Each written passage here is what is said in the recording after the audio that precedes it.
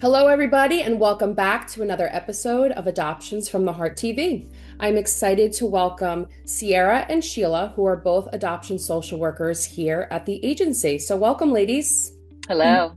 Hello. So, one of the things we're hoping to talk about with our community is what we do when we receive a call from somebody who is facing an unplanned pregnancy and how we provide supportive services. I think it's still a myth, or rather a misconception, that when you call an adoption agency, automatically you have to sign up for adoption. And we really want folks to better understand what we do, the role we play, and the options that we provide our clients as they're facing one of the most scariest times in their life. So we are excited to bring in Sierra and Sheila, who work very closely with our birth parent community to talk about this very topic. So Sierra, would you like to start on just when you initially came to this agency and were trained on what you do when you're working with an expecting or a birth parent, what you first talk about at that initial meeting? At an initial meeting as a social worker, when you come to us, it's not just solely adoption. We want to explore what options look like for you, whether that be parenting and you just need resources. Maybe you want to parent in the future, but right now is just not a good time. Maybe you're looking to further your education or find employment or just seek stability. We provide temporary options, whether that be kinship care, which is care by a relative, or foster care as well. And then there's some of the other options that we do provide if you are pretty early on in your pregnancy and parenting, adoption are not in the cards for you. We do talk about what abortion may look like.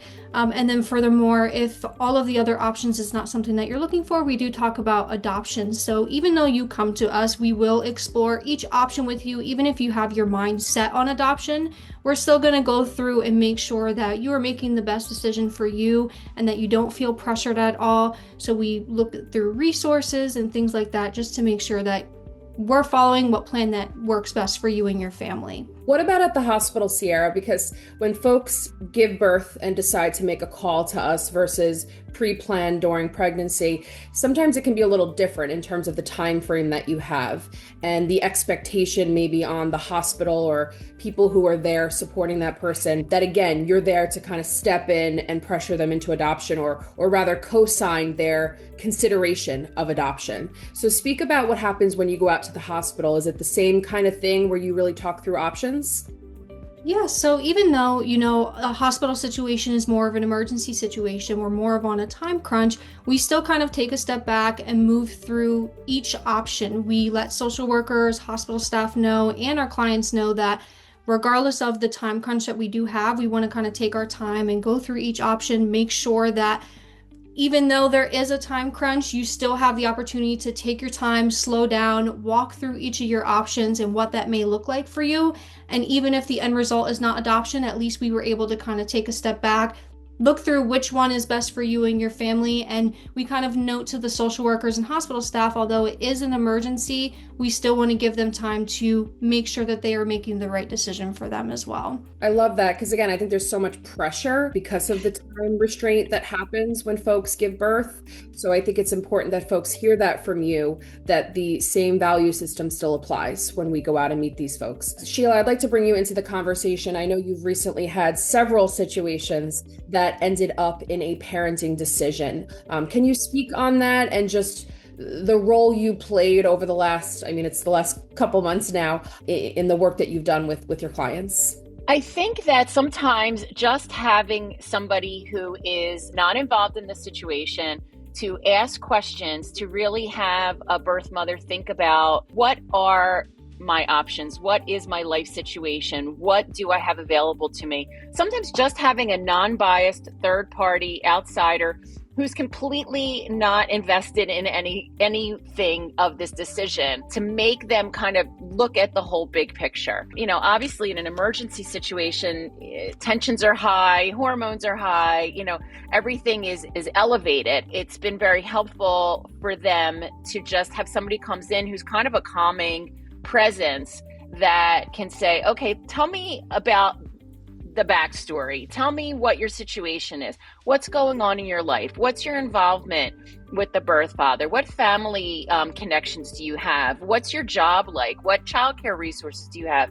And just kind of laying all those things out and kind of really looking at the picture as a whole is very helpful in helping them to determine what's the best measure for them to take. Well, and remembering that because we are a private agency, there's nothing that happens in terms of payment or medical insurance. It doesn't hurt to just call the agency, have a social worker come out, or at least have a phone call, right? Just to give that unbiased space, regardless of what they decide. Because everyone who works here at the agency is not here to push adoption on somebody. We very much want to see them decide what's best for them and their kiddos. And just knowing that people can call us and receive that, as opposed to I have to make my mind up first before I call Adoptions from the Heart, is what we want people to hear. I think it's also really important to note that there are a lot of misconceptions and myths around adoption. Just having someone come in who can answer the questions, explain what the laws are in the state in which they reside, give them a framework and of what they can expect in the process, explain what openness is, and really clarify what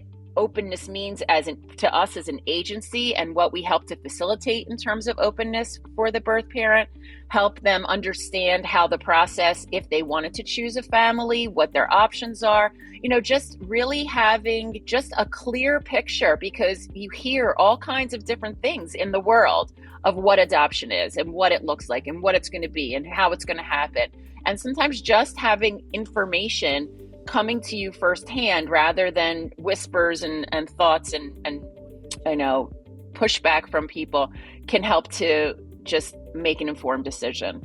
It's just really about education with like the nursing staff, hospital staff, because a lot of the times when we do get a call from the hospital, whether it be the client who's calling us or the hospital staff, most of the time, they may be set on adoption. And when we get in there, we do our counseling, they realize that there is no pressure to make a decision on adoption. They do have options, and getting that education and information is really helpful for a lot of the clients as well. And a clarity about the laws of the state is also huge, especially when we're talking to hospital staff, because they think they know X, Y, or Z, and that we can just come in, and if birth mom says that she's on board with adoption, that we can just move forward. A lot of clarity around what the expectations are with notifying a birth father, with making sure a birth father is on board with the plan. That's very helpful in the hospital situations as well, because there may be times where even if birth mom wants to move forward with adoption, that may not be an option that she can take because of a birth father and his feelings and desire towards parenting. So I've had many hospital staff be surprised at the relevance that the birth father has in these decisions as well.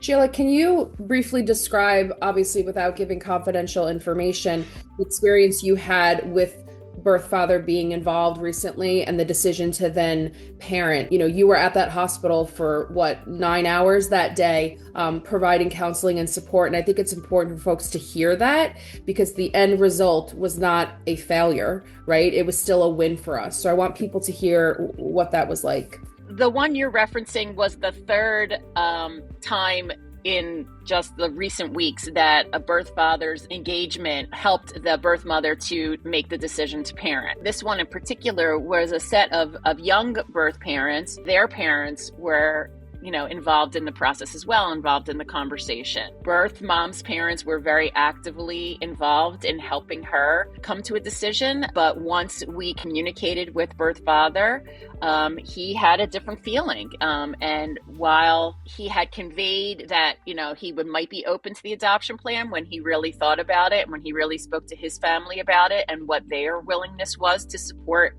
him and his child, both families got together. That conversation was facilitated by me and by the hospital staff, an opportunity in a safe space for all of them to talk together.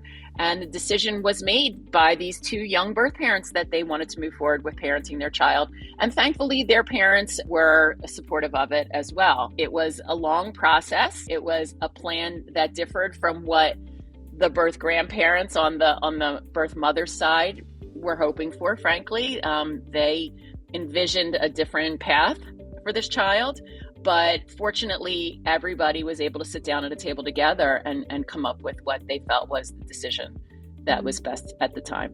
And then similarly, Sierra, I know that over the last few weeks you've received phone calls from hospitals that had potential situations of folks that needed some support. And after you were able to counsel and talk to these folks, they ended up in a parenting situation as well.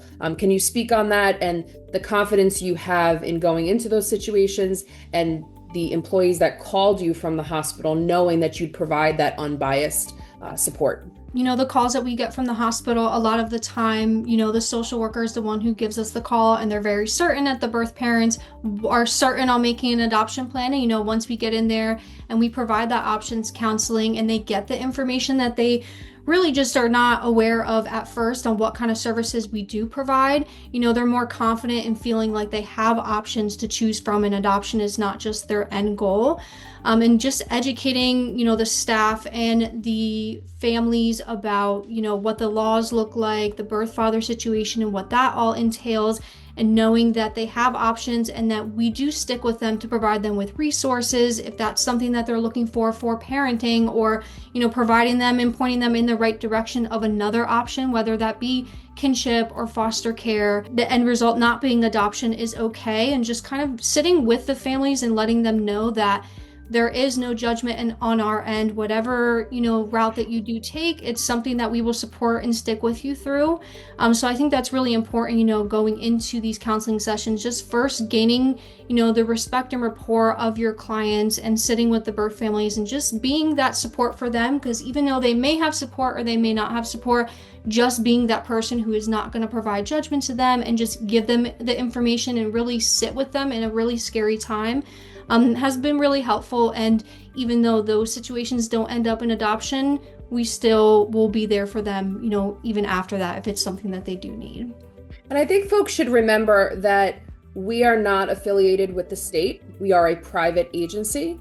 So what that means is we don't go in and remove children. We only work with folks who voluntarily make this decision. We do not have to live up to a certain expectation of making sure that we, find out background and whatnot. If a client decides that they're going to make a different choice, that is their choice to make, and we don't have any say-so over that. So I think that when you understand that concept as both a prospective adoptive parent as well as somebody who's facing an unplanned pregnancy or an unplanned delivery, knowing that piece plays into your counseling and the support that you may receive. Switching gears for a second with adoptive parents, as we're talking about these conversations of options counseling and the value system that we hold here at Adoptions from the Heart, I want to touch on disappointments and disruptions just for a minute, because I think the philosophy on how that feels for a prospective adoptive parent has shifted, because it used to be, wow, that was a failed match, or wow, that was a failed placement that was disrupted and biological parent took child back,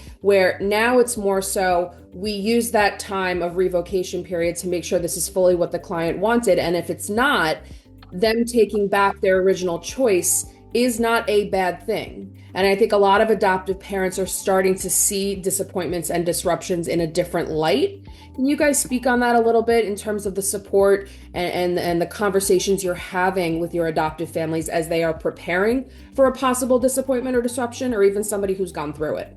I think that's really an important piece of the conversation that you're bringing up, Amanda, because as a prospective adoptive parent, you've gone through a lot to get to this point. You still have a very long process to go through, a very intensive and invasive, frankly, process to go through to become an approved prospective adoptive parent and be prepared to be placed. So, and then you potentially could have been waiting for quite some time. When you are matched or when you are placed and the light at the end of the tunnel has been reached, to then have a birth parent exercise their right to change their mind and revoke their consent or change their mind about a match can be very hard to accept and very hard to manage and process.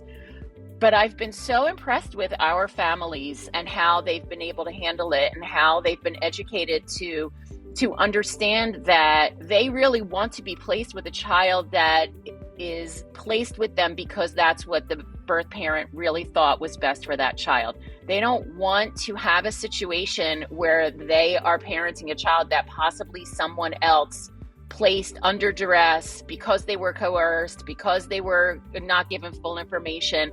Like, they understand that that is not the best interest of the child and not the best intention of a placement. So if it does turn and it doesn't go the way they had planned, they really feel and understand that, okay, then that was not meant to be my child. And I was meant to be in that child's life for whatever period of time, to be a soft landing as all of this is sorted out. And that's the love and care that I provided at that time. And when it's my child, it will work out as it's intended. And I think that our families have been doing a really good job of just not only wrapping their heads around that, but really internalizing that and really understanding that they want to parent the child that is meant to be their child. And I think it's about shifting the focus too of a lot of the families when I'm counseling them is putting yourself in the birth parent's shoes of a really scary time, of one, going through a lot of hormonal changes. Maybe you don't really know the situation of what it may look like. Maybe they just found out they were pregnant. Maybe they've known about the pregnancy. But regardless of the situation, it's really about putting yourself in the birth parent's shoes and deciding, what you would be feeling at that time of a scary moment, and kind of going off what Sheila said of, we want to be placed with a child where we know that this is what the birth family would want for their child, rather than, they do have those options to revoke their consent and change their mind on that during that time period. And we know it's a very scary time, but also building off your adoption community is really big too, and getting perspective from other adoptive families who may have gone through it has been really helpful for adoptive families going through the process, and just knowing that going into it that we provide options counseling, and that's a really big thing of that adoption may not be the end goal, and even if they choose adoption at first, they have that opportunity to change their mind, because we will not pressure them to make an adoption plan. Yeah, and we also have situations where birth parents will place, they will revoke their consent, and then they may replace. Right? Mm-hmm. So they take child home, they attempt to parent, maybe it's for a few months, maybe even if it's for a year, and then they call us back. And I think the reason they're calling us back is because they trust us. They know that there's no judgment. They know that there's no pressure. I believe, Sierra, you had a recent situation that happened, and your family had gone through a disruption, and then the birth mom chose to replace, and that family was open to it. It was a single adoptive mom who was initially placed with, another single mom who was placing with her. She decided to revoke during her revocation period.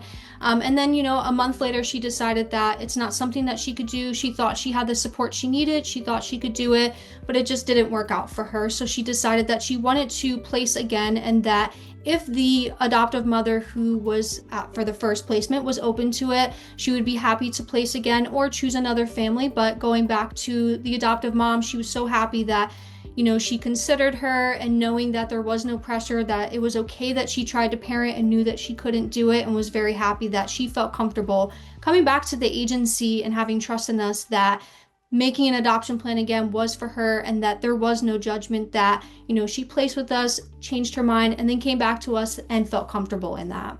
And that's just wonderful to hear. I think that when you work with a client, any client, whether it's a birth parent or an adopted parent, and they feel confident in their decision, in their role, in the position that they're playing in the triad, to me, that's a win. Talking about the philosophy we hold at the agency, and I think you're seeing it in more and more spaces at support groups, educational classes, when families get the call that they're matched and we're preparing them for possible placement. Language has changed. Adoptive parents are not just focused on how many placements per year we're doing. They're interested in the other times that we get phone calls that end up in parenting situations, because it shows that these folks are reaching out to us because they trust our agency. And it's important that we remember that this space is not just about how many places we do on a yearly basis, because for every one placement, there could be 35 other intakes that came through the door that ended up in a different situation, whether it was parenting or kinship. Anything you want to leave off with, Sierra and Sheila? I just want to say, I think to that point, Amanda, the adoption community as a whole, as well as our agency, is continually learning and growing and understanding things in a different way. I'm an adoptive parent. My children came home, over 20 years ago through international adoption. Things look very different in an international situation. But that said, even in the 20 years that I've been parenting as an adoptive parent, the information that is out there, the voices that we're listening to, hearing from adoptees, hearing from other families, and learning and growing, I feel like that has served the adoption community so well and is serving all of these new families who are coming into this in such a profound way. And I feel like at AFTH, we're doing a really great job of incorporating what we're hearing from these situations where we've met with birth parents and they've chosen to make plans other than adoption. We're learning from them what we can do better, what we can do differently, and we're sharing all that with our families so that when it is their time, they understand things from, many perspectives. And I really think that the adoption triad as a whole is benefiting from all this knowledge that we're gaining within the community. And I think trusting yourself to just reach out to us. If you don't know what you don't know, whether you're an adoptive family or you're a birth family, we will, be glad to sit on a call with you or meet with you in person and just sit and talk you through any fears that you may be having, information that you need to know, and just really educating you and sitting with you and supporting you through any decision that you make. And just knowing that you can pick up the phone and just call us, even if you have no clue what you want to steer towards and what direction, we will be happy to just sit with you and talk through every option with you and your fears that you may have. Well said, ladies. Well, we appreciate both of you and the work that you do in our community. We are hopeful that this has helped folks learn more about the services that we provide, the options counseling. We're here if you are pregnant, if you know somebody who's pregnant or somebody who's parenting and maybe just needs to talk to somebody, please reach out to us. As Sierra said, knowledge is power, and we want to make sure that people know what their options are and truly figure out what they feel is best for their families. So thank you both for being here, and continue to tune into future episodes here at Adoptions from the Heart TV. Hey guys, if you are enjoying the content here at AFTH TV, please subscribe and hit the bell.